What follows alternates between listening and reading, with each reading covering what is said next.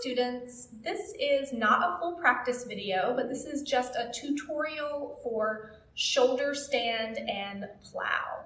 So these two asanas are just extra. You don't have to practice them, you don't have to learn them, but for some of you who might want to, this will teach you how to get into the asanas safely, and so you might want to add them into your home practice. Because this is not a full practice video, make sure that you're warm before you try these. So maybe you've done your home practice or do the vinyasa practice, or at least do a few sun salutations first to get your muscles warm, to be really solid in your breath, and also especially warm up your back and your shoulders. And also a little bit of core work never hurts. So first off, people who might not want to practice shoulder stand or plow, anyone with a neck injury, you're not going to want to do these asanas. Also, if you have really tight shoulders, they might not work for you yet, but you can start to work your way there. And some back injuries, you wouldn't want to practice these asanas, particularly anything in the upper back, anything in the thoracic spine area, injuries or pain there. You won't want to practice these, at least not right now. So I would recommend watching this whole tutorial and then try it for yourself if these are things that you want to practice. So first, you'll notice that my mat is facing a different direction. I have the short edge of my mat up against a wall because we are going to use the wall to help us get into shoulder stand. So that'll be the first thing. Find somewhere where you have a wall available to you, and then have at least one, but I suggest 2 blankets so that you can fold them and stack them. So you'll see I have the blankets folded, and then I stack the nice neat folded edges one on top of the other. And then I'm going to take my blankets and put them near the wall, but I'm going to have a little bit of space between the wall and the fringy side of my blankets. Just make sure the nice neat folded edge is away from the wall.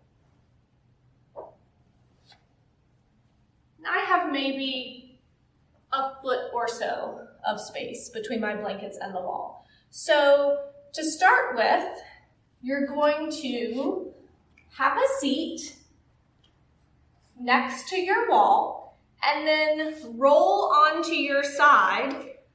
This is a little awkward to get into, and kick your feet up the wall. And you want to adjust yourself so that your shoulders are on your blankets, but your neck and your head is not on the blanket. Your hips might be touching the wall, they might be away, that doesn't really matter for right now. And then once you're sure, shoulders on blanket, neck and head are off the blankets, bend your knees so your feet come to rest on the wall, and push into bridge on the wall. And then once your hips are lifted, you want to make sure to pull your shoulders fully underneath you. Your hands are going to reach onto your back for support. Now, if you can't get your shoulders underneath you, or if you start to feel any sort of pain in the neck or in the head, you'll stop here, go ahead and come back down. If this feels okay, maybe you lift one leg up and then the other. Notice if you started to lose your shoulders, pull them back.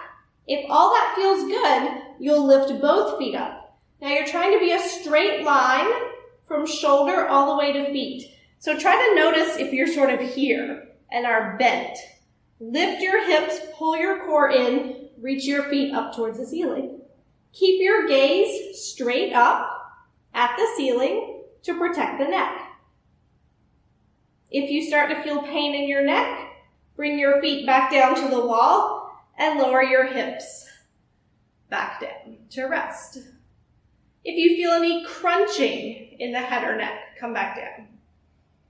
But if all of that felt great, we're going to move into plow. So this was shoulder stand. Hips come up, shoulders underneath us, legs lift. Try to find that straight line. It doesn't matter if your toes point or they flex. You want to find length through your feet here. If feels good, start to reach your feet overhead towards the floor. And it doesn't matter if they reach the floor or not. So you might keep the feet together. You might open them out to a straddle. Or you can even pull your knees in to hug the sides of your head, which probably looks really strange, but it can feel nice. The important things to remember in plow, just like shoulder stand, are that you keep your shoulders wrapped underneath you. You want to make sure you're not curling through the upper back because that's going to put a lot of pressure into the neck. So a good indication is just to really go slow and notice. If you start to feel pressure in the neck, come down. If you feel like your core can't support you in that straight line, then that just means it's time to work a little more core work before you go into full shoulder stand and plow. There's a misconception that plow is really just curling your legs over and keeping your spine curled. I'll try to show you kind of what I mean. I'll give myself a little bit of cushioning here. So a lot of people, when they're coming into plow, they'll just roll themselves up and over here. And you'll see how my thoracic spine is really curved. All the weight is going down into my thoracic spine and right in that connection between thoracic and cervical spine. It's also hard to talk when you're upside down in this way.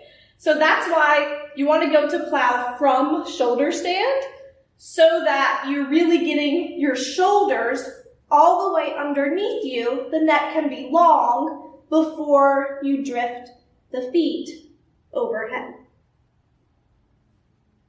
And then I always recommend coming back to shoulder stand before you come back down to your back, just to make sure that you're not curving too much through the thoracic spine and putting your weight into those vertebrae there. So that is your little tutorial for shoulder stand and plow. So if this is something you want to try, maybe watch that video one more time and then try to walk yourself through it. This is tricky, so if you're hesitant about it, if you're not sure if your shoulders will allow it or you're sensitive about your neck, I would just skip it. And if it is something you want to work on in the future, wait until you're in a class with a teacher in person so that they can help you come through it.